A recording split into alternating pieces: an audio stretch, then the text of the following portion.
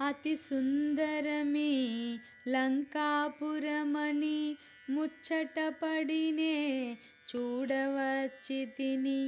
ఈ మాత్రమునకు కోపమెందుకులే, పురముగాంచినే మరలిపోదులే అని నెమ్మదిగా పలుకగా విని, అనిలాత్మజుని చులకనగాగొని లంకా రాక్షసి కపికిశోరుని గర్జించి కసరి గద్దించి చెరచెను.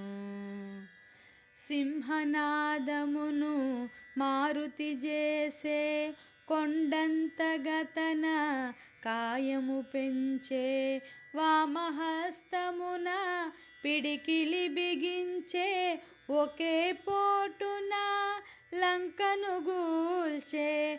కొండబండల రక్కసి దొల్లే, కనులప్పగించి నోటిని తెరచే, అబలను చంపుట ధర్మముగాదని లంకను విడిచే మారుతి దయగొని.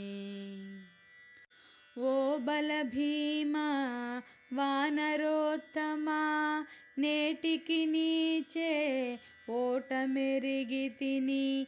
ఈ నా ఓటమి లంకకు చేటని పూర్వమే బ్రహ్మ వరమొసగెనని రావణుడాదిగా రాక్షసులందరూ సీత మూలమున అంతమొందెదరు.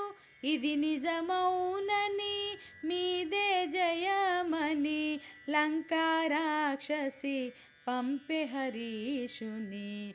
శ్రీ హనుమాను గురుదేవులు నాయద పలికిన సీతారామ కథ, నే పలికెద సీతారామ కథ.